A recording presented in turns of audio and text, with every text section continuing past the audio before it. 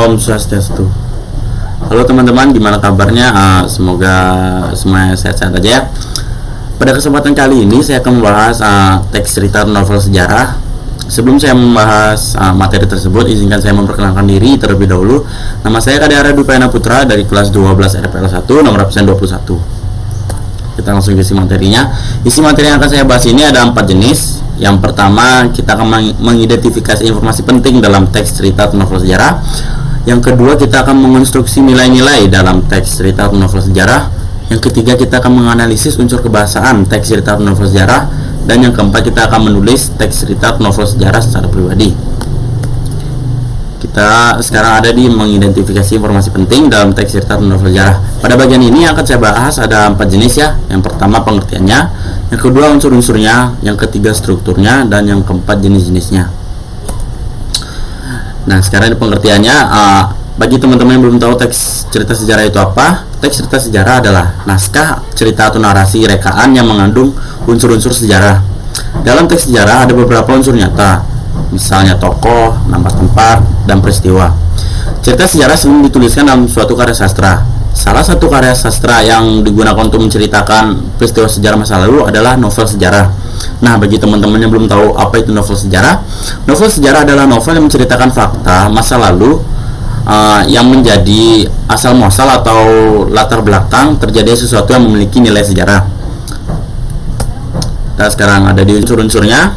Unsur-unsur teks cerita sejarah itu ada 2 jenis ya. Yang pertama ada unsur intrinsik, dan yang kedua ada unsur ekstrinsik.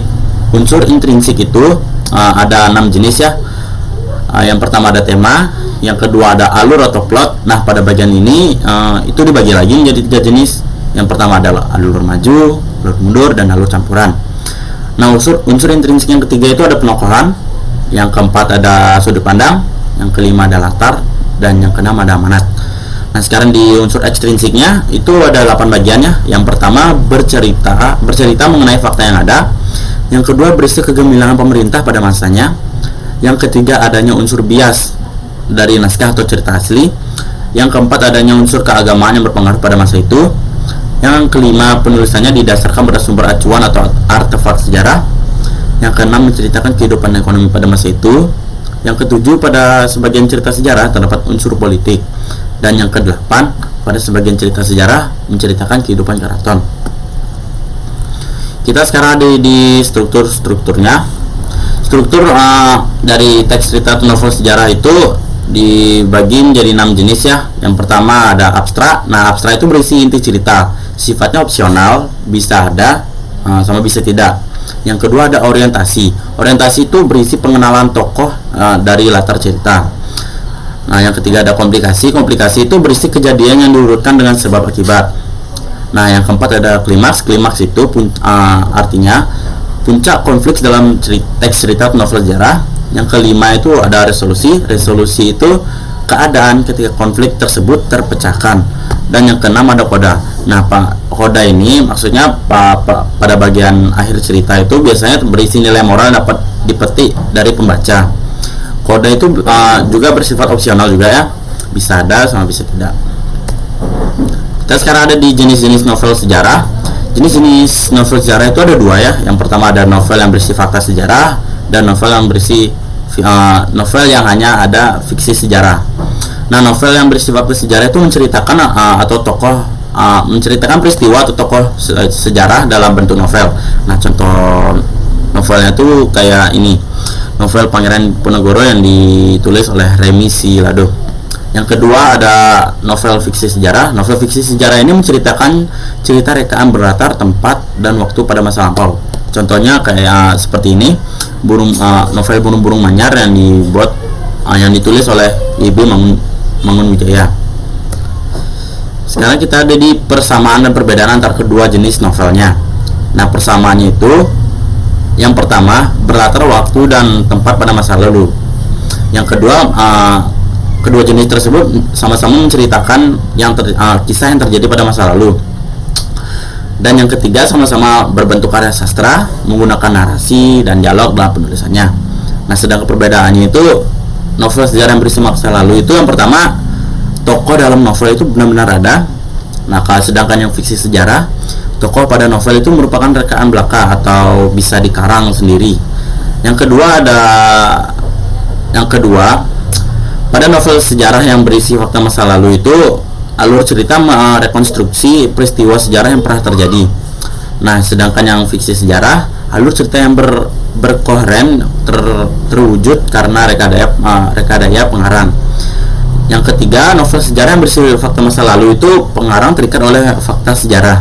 Sedangkan di fiksi sejarah, pengarang tidak terikat fakta sejarah. Namun kadang-kadang pengarang juga harus mengambil latar kurun waktu terjadinya suatu peristiwa sejarah. Sekarang kita ada di bagian B. Di bagian B itu mengonstruksi nilai-nilai dalam teks cerita novel sejarah. Pada bagian ini yang akan saya bahas ada 3 jenis ya. Yang pertama ada nilai-nilainya, yang kedua itu langkah-langkah mengidentifikasi nilai-nilai tersebut, dan yang ketiga langkah-langkah mengonversikan nilai-nilai ke dalam teks eksplanasi.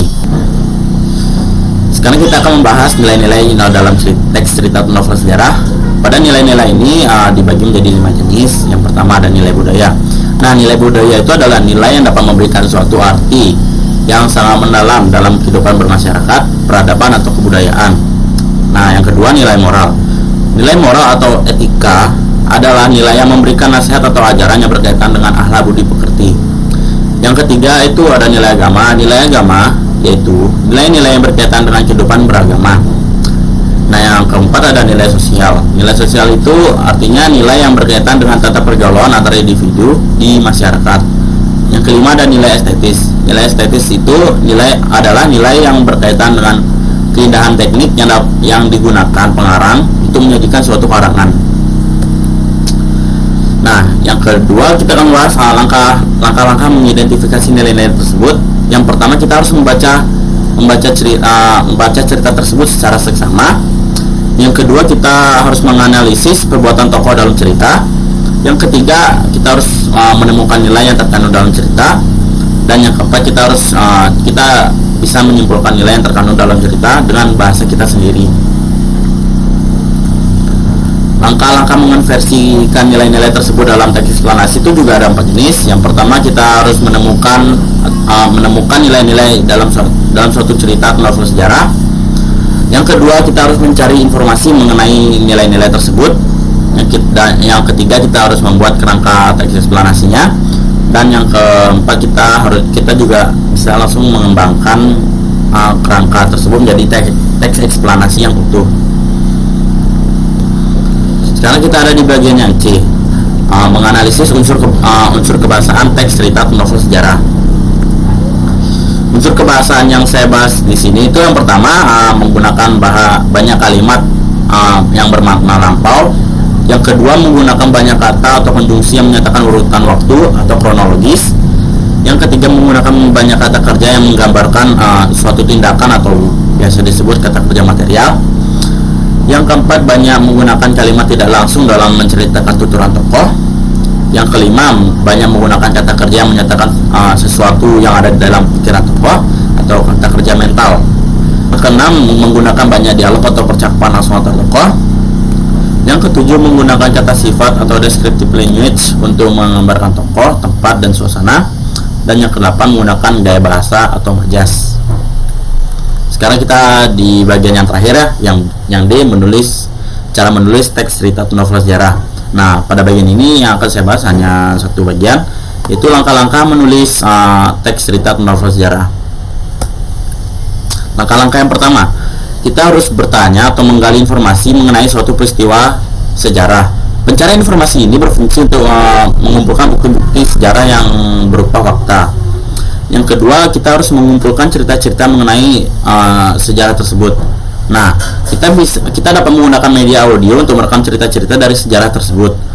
Nah, yang ketiga dalam penentuan ini jangan lupa kalau cerita sejarah itu mengandung fakta. Jadi kita harus mengambil cerita sejarah yang mengandung fakta paling banyak di dalamnya. Yang keempat, membuat urutan peristiwa dalam cerita sejarah. Urutan ini membantu kita untuk memahami cerita sejarah yang terjadi dari awal sampai akhir. Yang kelima itu menyusun kerangka cerita atau novel sejarah. kemudian mengembangkan kerangka tersebut dari cerita atau novel sejarah yang padu. Oke teman-teman, bagi kalian yang merasa kurang paham dengan materi yang saya sampaikan, saya mohon maaf dan saya ucapkan Om Santi Santi Santi Om.